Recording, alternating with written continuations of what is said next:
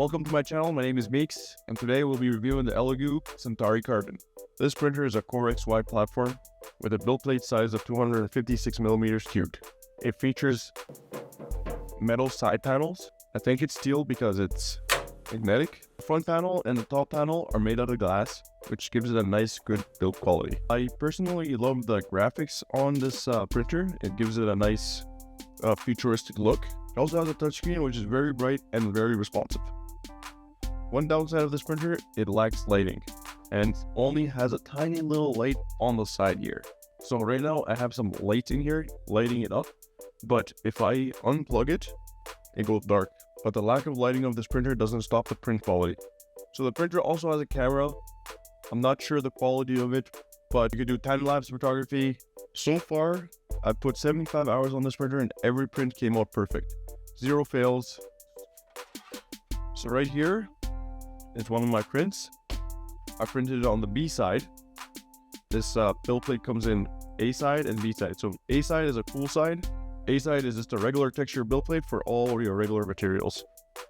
Like, look at this. Like, this adhesion is crazy. And then print quality, just print quality of this is crazy. And then look at that. Of course, came off just like that. And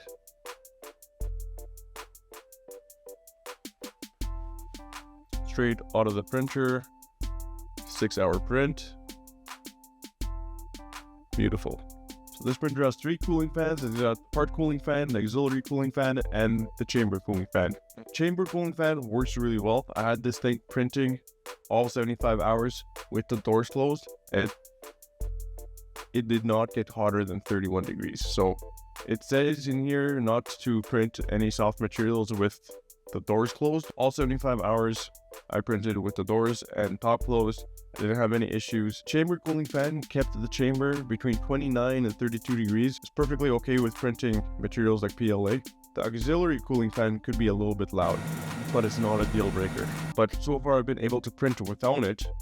Another thing with the chamber cooling fan, it's actually bigger than the traditional ones you see in your day-to-day printers. It's also very quiet. I'm currently working on a design for a visor here, so it can be vented, even though it doesn't really need it, but it's nice to have, and be able to install LED light strip in the working area. This printer also has a poop chute for when it changes filament, it just dumps it off the back. The fact that the printer has a filament cutter and a poop chute might suggest that in the future there might be a multicolor option for this printer.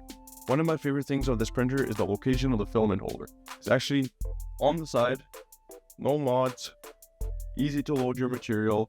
Finally, we have a brand that doesn't have it in the back, which is nice to have because when you have a bunch of these printers and you're in your print farm and you're trying to swap filaments out, you don't have to reach out in the back and do all that stuff. Or even to print mods to have the filament on the side, because it's just more convenient and makes more sense. So the filament runout sensor on the side with the material spool holder. So over 75 hours of printing, everything that came out of this printer was perfect. Of course, the first print we had to do was a little bed sheet, the one that came sliced with the machine. This was a 22-minute print, but I have to say that the print quality is pretty good. One of the very first prints I like to run when I get a printer is the Calibration. And as you can see here, it came out perfectly clean. Overhangs are perfect.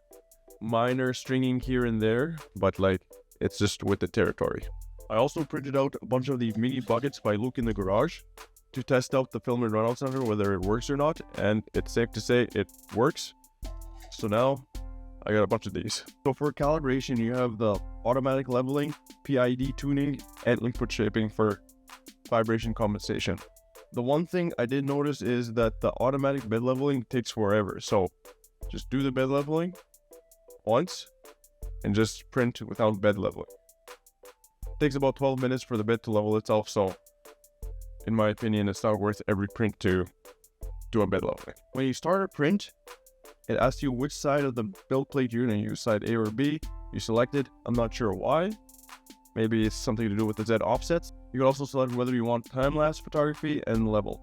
I recommend not to level every time because, again, it takes about 12 minutes.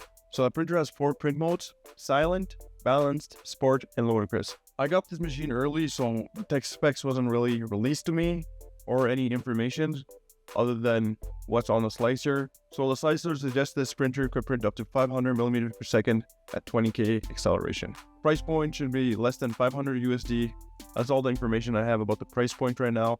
So in conclusion, this is a perfect 3D printer for under 500 US dollars that provides speed, quality, and a great aesthetic. Thank you for watching. If you enjoyed this video, please like and subscribe. Also, check out my social media platforms on Instagram, TikTok, Facebook, WhatsApp, not WhatsApp, but at 3D Meets.